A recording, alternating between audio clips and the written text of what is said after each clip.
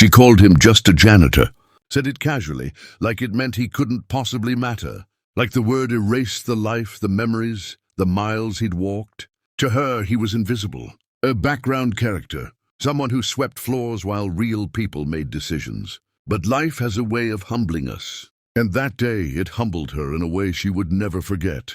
The building where they both worked towered like a glass mountain over the city, sleek, important, and full of people moving so fast they forgot to look where they were going. Among them worked Aaron, a single father in his late 30s, broad-shouldered but a little worn around the edges, with tired eyes that still somehow carried warmth. He wore faded work jeans, sturdy boots, and the navy blue uniform of the night maintenance crew. He came in quietly every evening after tucking his daughter, Lily, into bed at his mother's house. 13 years old, bright as the morning sun, Lily was the reason he worked 2 jobs. Her laughter chased away the shadows of their small apartment and the years of struggle since her mother left. To most people at the company, Aaron was simply the janitor, someone they walked past, someone they spoke to only when complaining. And then there was her, Clara, head of operations, early 30s, always polished, always in control. Her heels were sharp, her tone sharper, and she believed competence gave her the right to be cold. The morning it all began, Clara's department was spiraling into chaos. The company was preparing to launch a major software update, and somewhere deep inside the system, something had gone wrong. Orders disappeared, data glitched, clients fumed. Programmers hadn't slept. Meetings piled over meetings. Pressure weighed down the air like fog. Clara paced through the hall barking instructions, frustration simmering beneath her carefully controlled expression.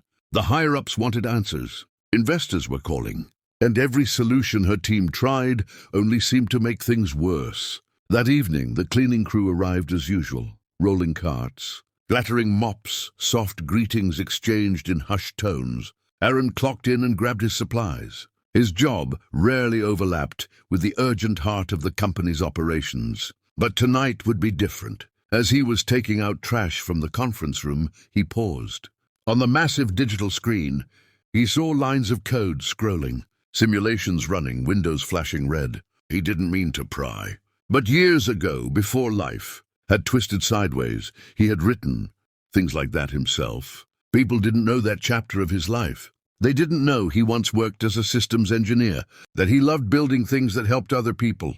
They didn't know that when his wife got sick, he burned through his savings, left his job, spent months at hospital bedsides until grief and bills swallowed everything. They didn't know how hard it was to start again at the bottom. They only knew him as the janitor. Through his savings, left his job, spent months at hospital bedsides until grief and bills swallowed everything. They didn't know how hard it was to start again at the bottom. They only knew him as the janitor. He watched silently for a moment, recognizing something familiar in the chaos. Then he slipped away back to his work. A few minutes later, Clara stormed into the room with a few engineers trailing behind. "This rollback script isn't working," one muttered. "If we don't recover the corrupted logs, we'll lose half a day of transactions," another said. Clara pressed her fingers to her temples. "Just fix it."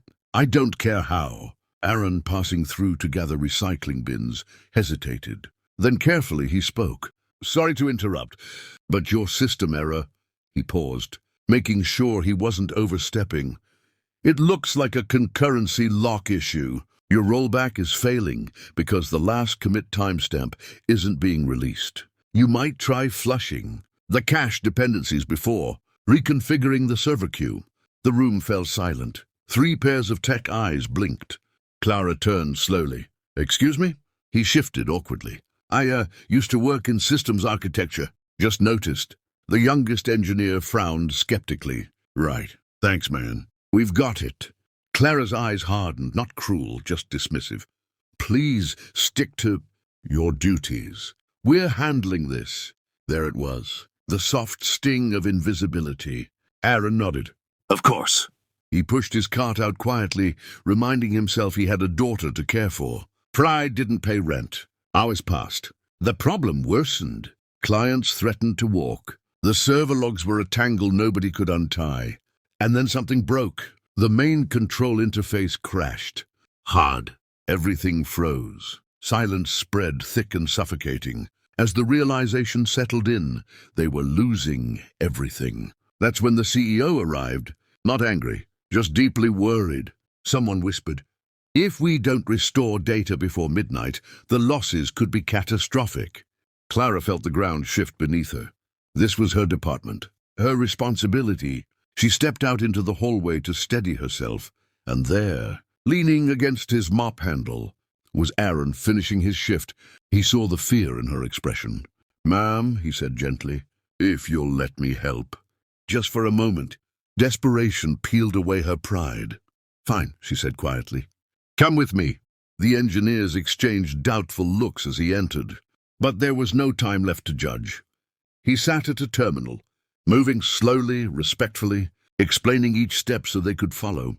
He didn't push anyone aside. He worked with them.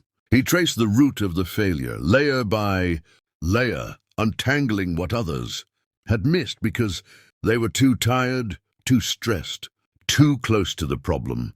He restored the cache, rebuilt the index, recovered the logs, patched the rollback. Minutes stretched into a breathless silence. Then, the system came back online, data reappeared, transactions restored. It